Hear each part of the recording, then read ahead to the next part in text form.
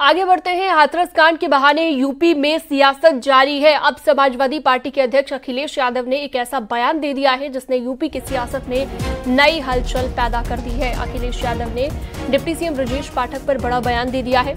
अखिलेश यादव ने कहा है कि स्वास्थ्य मंत्री चाहते हैं कि मुख्यमंत्री हट जाएं और हम मुख्यमंत्री बन जाएं। वो अपना पॉलिटिकल स्वास्थ्य बनाने में जुटे हैं, इसलिए प्रदेश में स्वास्थ्य सेवाएं बहाल हैं। अगर स्वास्थ्य सेवाएं ठीक होती तो सही समय पर इलाज से कई लोगों की जान बच सकती थी।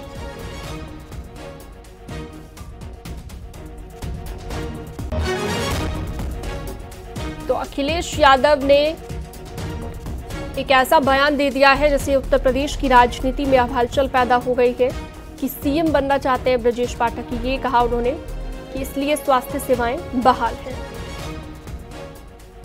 जब इस विभाग के मंत्री कुछ पॉलिटिकल अपना स्वास्थ्य बेहतर करना चाहते हैं तो विभाग को कौन ध्यान देगा? वो तो चाहते हैं कि मुख्यमंत्री हट जाए, हम बन जाए। तो कहलवाते हो सीधी बात। तो जब खुद ही वो मुख्यमंत्री बनना चाहते हैं तो विभाग कौन देखेगा? और मुख्यमंत्री ये बात जानते हैं कि ये पीछे पीछे पड़े हुए तो उनके विभाग को कुछ बजट ही नहीं दे रहे। ये तो सदन में भी हम लोगों ने कहा था, अगर याद हो आपको।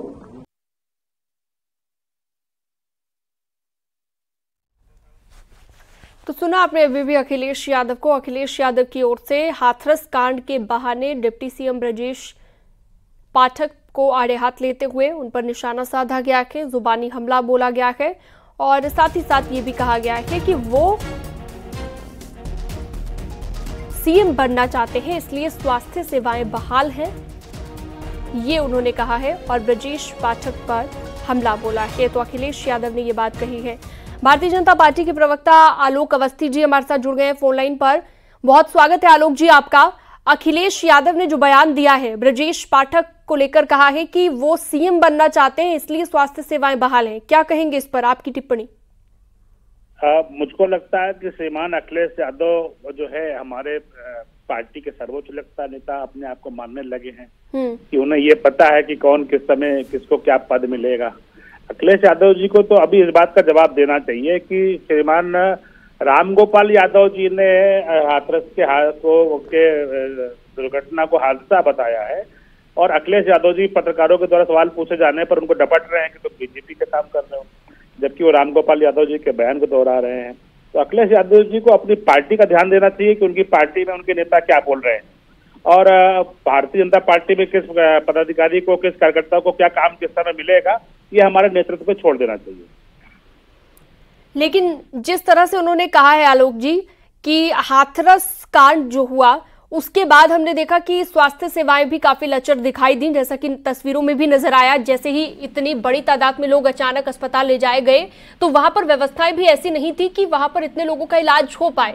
उस पर क्या रिएक्शन आपका? देखिए सर, बड़ा समागम था, वहां पे लाखों लोगों की भीड़ इकट्ठा थी और जिस तरीके से घायलों का वहां पर जाना हुआ, एक जिले के अस्पताल की क्षमता होती है। सरकार ने लेकिन तत्परता से अन्य जिलों में अलीगढ़, आगरा, हाथरस, एटा, चारों जगहों पर जो है मरीजों को भेजा और उनके इलाज की समुचित व्यवस्था कराई है। ना कहीं पर कोई किसी चीज की कमी थी और ना ही कोई व्यवस्था खराब थी और सभी जितने भी घायल हैं उन सभी की जान को बचाया गया है। आप उन सबके बयान आपके टीवी के जर्नलिस्ट ले रहे हैं, तो यह एक तरह का झूठा आरोप है श्रीमान अखिलेश यादव जी। ठीक है, इस पर जवाब ले लेते हैं। फखरुल हसन चांद हमारे साथ जुड़ गए हैं, समाजवादी पार्टी से प्रवक्ता। फखरुल हसन जी, क्या वजह है कि अखिलेश यादव को ऐसा लग रहा है कि ब्रजेश पाठक सीएम बनना चाहते हैं?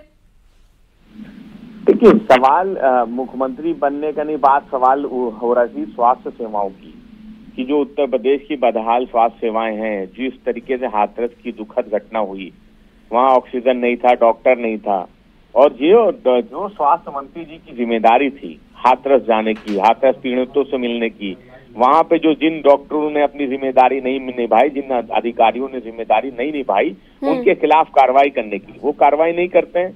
वो हाथरस जाने के जगह दिल्ली चले जाते हैं और जब लोकसभा का चुनाव के परिणाम सामने आए तो दोनों डिप्टी सीएम दिल्ली में रुके हुए थे। यहाँ कैबिनेट की बैठक होती है, उस कैबिनेट की बैठक में नहीं शामिल होते हैं, दिल्ली की बैठक में शामिल रहते हैं, दिल्ली में अपनी गणित बैठा रहे होते हैं। इसलिए आदरणीय अखिलेश यादव जी ने कहा कि जो डिप्टी सीएम है उनका सारा ध्यान देखिए जो कुछ भी हुआ, जो भी भगदड़ वहां पर मची, उसे लेकर जांच चल रही है। फखरुल जी, आपको नहीं लगता है कि इस मामले में अब राजनीति ज्यादा होने लगी है, जबकि ऐसे गंभीर मामलों पर राजनीति नहीं होनी चाहिए? के साथ मैं आपसे कहना चाहूंगा, बहुत माफी के साथ, सरकार की जिम्मेदारी है, सरकार अपनी जिम्मेदारी नहीं निभाएगी। जिन अधिकारियों पे कार्रवाई होनी चाहिए थी, क्यों अधिकारियों पे कार्रवाई नहीं हुई? क्यों? किसको बचाना चाहती है सरकार? स्वास्थ्य सेवाओं के लिए अगर वहां पे लोग गए थे, घायल होके गए थे, उनको इलाज मिलना चाहिए था, कुछ लोगों को बचाया जा सकता था। अगर वो नहीं बचे, किसकी जिम्मेदारी है? भगदड़ मची, वहां पे परमिशन लेके कोई कार्यक्रम अगर आयोजित हो रहा था तो जो कार्यक्रम के आयोजक थे उनकी भी जिम्मेदारी थी, क्या प्रशासन की जिम्मेदारी नहीं थी? प्रशासन पे क्या कार्रवाई हुई? इसलिए ये कह देना कि वहां पे एक घटना हुई और घटना के बाद राजनीति न। चलिए फखरुल जी जवाब ले लेते हैं। आलोक अवस्थी जी भी हमारे साथ जुड़े हुए हैं भारतीय जनता पार्टी से। आलोक जी, आपको नहीं लगता कि बैठे बिठाए विपक्ष को एक मुद्दा भी मिल गया है, और ये जो स्वास्थ्य व्यवस्थाओं का मुद्दा है, ये कहीं ना कहीं अब सरकार को जवाब इस पर देना होगा? देखिए, फखरुल जी ने बहुत सफाई से गुमराह करने का प्रयास किया है।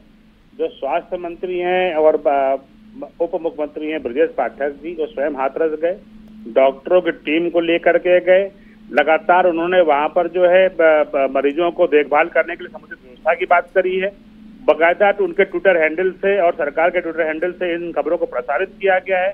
उसके बाद ये कह देना कि स्वास्थ्य मंत्री मौके पर नहीं गए और उन्होंने कोई व्यवस्था पर ध्यान नहीं दिया, यह एक गैर जिम्मेदाराना बात है। देखिए, भारतीय जनता पार्टी एक जनता के प्रति जवाबदेह पार्टी है और हमारे नेता जनता की सेवा के लिए चुने गए हैं और लगातार जनता की सेवा में, चाहे हमारे मुख्यमंत्री जी हो, हमारे डिप्टी सीएम हो, हमारे प्रदेश के अध्यक्ष हो, लगातार जो है हाथरस की घटना को लेकर के और हाथरस से वो मिलने गए। और आपने देखा होगा माननीय मुख्यमंत्री जी ने लगातार जो है, तो क्या आपको लगता है कि अब विपक्ष सिर्फ राजनीति कर रहा है? जो अखिलेश यादव का बयान है उस पर अगर हम आए, विशुद्ध रूप से अखिलेश यादव जी राजनीति कर रहे हैं। और अखिलेश यादव जी के जब मीडिया के द्वारा बयान हमने सुना है कि अखिलेश यादव जी ने खुद ही कहा है कि कौन बाबा और किसी पर कार्रवाई क्यों होनी चाहिए, वही अखिलेश यादव जी को ये भी याद रखना चाहिए। फखरुल जी, राजनीति कर रहा है क्या विपक्ष?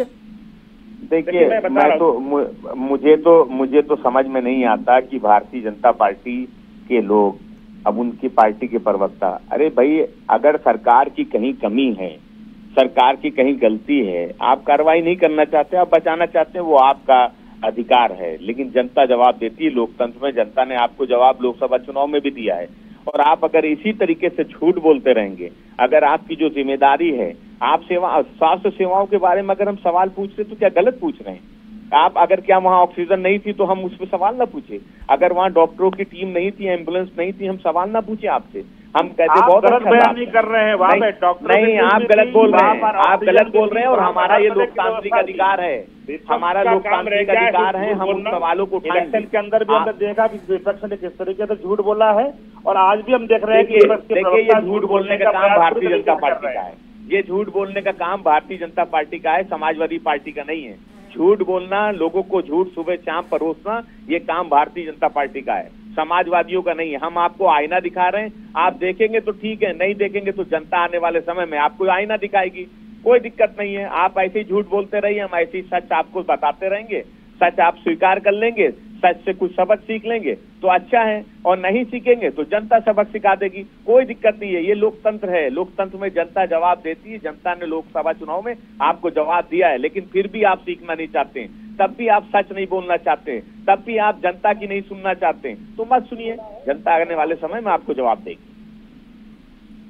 मैं इनकी बात का जवाब देना चाह रहा था। जी जी जी, बोलिए। जो समाजवादी पार्टी के प्रवक्ता बहुत ही स्पष्टता से झूठ बोल रहे हैं। पहली चीज की, किसी भी पीड़ित व्यक्ति ने ये नहीं कहा जिनका इलाज किया गया कि वहाँ पे हमें कोई अव्यवस्था मिली, ना वहाँ पे कोई ऑक्सीजन की कमी थी, आपको वीडियो भेज दूंगा, आलोक जी आपका नंबर मेरे पास है, अभी मैं वीडियो भेज दूंगा आपको, सरकार के वीडियो में भेज दूंगा, कैसे गाड़ियों में लाख के लोग अपने पहुंचे और वहाँ पे इलाज नहीं मिला, अभी वीडियो भेज दूंगा। मुख्यमंत्री जी लगातार जो है वहाँ से वीडियो भेज दूंगा, और मुख्यमंत्री जी ने निर्देश दिए थे कि किसी भी व्यक्ति का किसी भी वजह से इलाज में कोई कोताही नहीं होनी चाहिए। और मुख्यमंत्री जी ने यह भी कहा है कि जिनके जो हताहत हुए हैं, दिवंगत हो गए हैं, उनके परिवारों के बच्चों की जिम्मेदारी वो लेते हैं और पढ़ाई की सारी व्यवस्था वो करेंगे। तो ये एक संवेदनशील मुख्यमंत्री की पहचान है। अखिलेश यादव एक गैर जिम्मेदार नेता है, उनके प्रवक्ता भी उसी की भांति से जो है इस तरह की बातें कह रहे हैं। अरे चलिए छोड़िए, आपको जवाब जनता ने दे दिया, कौन जिम्मेदार है, कौन गैर जिम्मेदार है। जिम्मेदार पार्टी है और जनता ने जवाब दे दिया। हमें आपके सर्टिफिकेट निभा रहे हैं, भाजपा का सर्टिफिकेट चाहिए, लेकिन कम से कम झूठ आप अपना सर्टिफिकेट अपने पास न दिखाए, क्योंकि आप अपना सर्टिफिकेट अपने पास रखिए। लोकसभा चुनाव में जनता ने सर्टिफिकेट दिया है 33 मैं पूछना चाहता हूँ चांद जी, आपकी सरकार के समय पे बनारस के घाट पर जो है भगदड़ मच गई थी, बाबा जय गुरुदेव के में कई लोग मर गए थे, उस समय आपकी सरकार ने क्या व्यवस्था कर दी थी? मैं पूछना चाहता हूँ मनगढ़ में, सरकार में तो 2004 में वहाँ पर एक बाबा जी के देखिए जो स्वास्थ्य व्यवस्थाएं हैं और सरकार की जवाबदेही भी इस पर बनती है, लेकिन दूसरी तरफ मुद्दा मसला इतना गंभीर है कि इस पर राजनीति भी नहीं होनी चाहिए। बहुत शुक्रिया आप दोनों का जुड़ने के लिए। फखरुल हसन हमारे साथ जुड़े हुए थे, साथ ही आलोक अवस्थी जी आपका भी शुक्रिया।